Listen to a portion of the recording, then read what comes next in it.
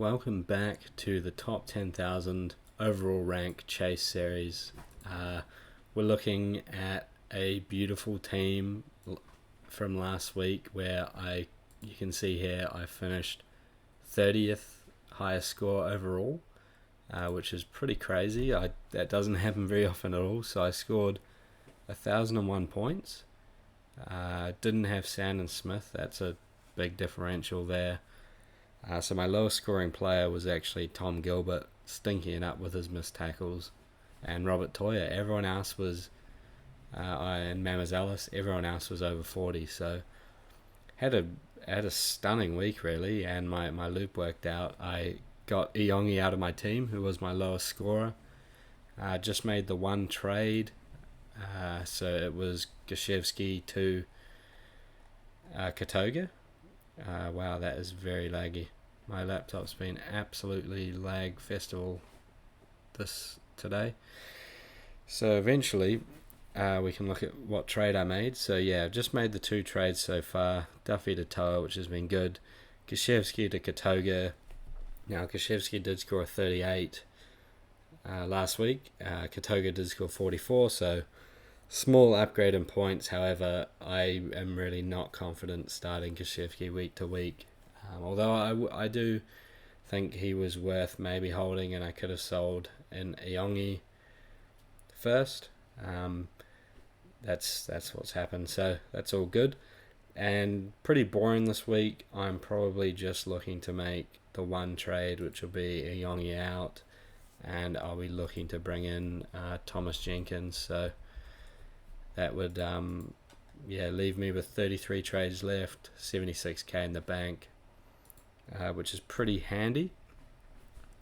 So yeah, I think I set the goal last week. I wanted to climb. I was at 137,000 overall, and I wanted to hit 120,000, and that got absolutely smashed. So now we're sitting at 104,000th in the world. And I think this week probably won't go as well as last week, so I'll probably just say next week aiming to be 90,000th, so that would be nice. But yeah, looking at the squad for this week, I think I'm going to be holding Tom Gilbert. I didn't end up moving him to Couchman. I still don't think I'm going to do that. I just think that it's a trade I definitely don't have to make at this point in the season. I think just holding, and I think Gilbert's still going to be fine for mid-40 scores, so I think I can hold him here. He's my only red dot, so I'm going to use him to loop. Jack Cole this week, everyone above I'm very confident in starting, so yeah, Jack Cole plays in the second game, and then if I don't want his score, I think I'll probably play, it'll either be, this will be Jenkins here, so I might even look to play Thomas Jenkins.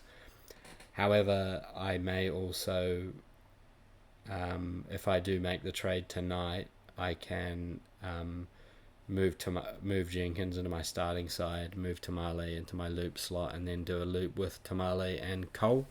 So we'll just have to see how that goes. I've got 3 hours to decide, so yeah. And then currently got the captaincy on Payne Haas. I think he will explode this week, as long as it doesn't rain. I don't think it is going to rain, so yeah. I think Cleary is definitely an almost equally as good captaincy option. I just have the fear that I don't know. I worry about his scoring. It has been really good in the past, but I just want to see him put up an 80 or 90 this season before I start putting the captaincy on him again, which seems a bit suboptimal captaincy. But I think when you've got an option like Payne Haas, who's shown that he's just going to look to offload as often as he has been doing, I think putting the captaincy on him is pretty risk-free. And I think he can probably outscore Cleary in May this week. Elsewhere in the team, managed to hold on to Connor Watson, which is good. Terrell May just doing crazy things. Corey Horsburgh, pretty solid. I'm just glad he's still maintained his spot as starting lock now that Morgan Smithies is back, so that's really good. Nafahu White, obviously having a breakout season, averaging 56.5. He's settled in my edge spot, along with John Bateman, who I decided to hold, and he rewarded me with a 61, so really pleased with that. He's going to be in my side at least up until their round 7 bye, and I'll reassess there. Jamie Humphreys, he's going to lose the goal kicking this week, so we'll just have to see how he goes with Latrell in the side, but hopefully he can still find a way to 50 points. Shibasaki had 2 tries last week against the Dolphins, and I think I'm pretty confident in starting him against the Tigers, another home game. He's looking pretty good in attack, and I think matchup-wise he's got a better matchup than Toya and Stafford Toa this week. And then Katoga, I think he's starting on the edge, so a more safer option starting at centre in fantasy, but starting on the edge in NRL, so should have that nice floor of around 35 points. Got 2 Titans halves here, Brimson with the 2 tries, Campbell with 1. I think the Titans may be coming into some hot form and playing bottom of the table Dolphins this week. I'm very confident in starting both these guys. I'm pretty glad I held on to Brimson, although pretty concerning if he didn't score those 2 tries last week, but I think he's a guy that can score a lot of tries, especially when the Titans are in form, so I'm going to hold him for now. Tamale, I'm on the fence whether I want to start him or loop him. Playing against the Sharks, he's going to be matched up against Sam Stonestreet, who is still about as much of a rookie as Tamale is, so I think he's definitely going to get some opportunities there. Canberra at home, so they should play pretty well, and I think I'd definitely start him over Iongi, who I'm most likely trading. Although it's pretty close whether I'd want to start Tamale or Jenkins. Jenkins obviously has a better team playing at centre, so should have some better base stats. And Penrith also playing, who are they playing? Cowboys. So I'll just have to weigh that one up in the next couple of hours. Mamazellus playing big minutes at hooker, he's definitely gets a start there for me, and definitely safe in the team for now. Seyfarth, same thing, 80-minute guy, easily starting him. Hubner back from suspension, no worries with him, back into the starting lock role. I think he's good for at least 45 minutes, so I'll be starting him. And then my loopers, so Jack Cole with Cleary back, I think we have to just ignore the 66 last week and remember that he's going to be a high 20s, low 30s kind of guy.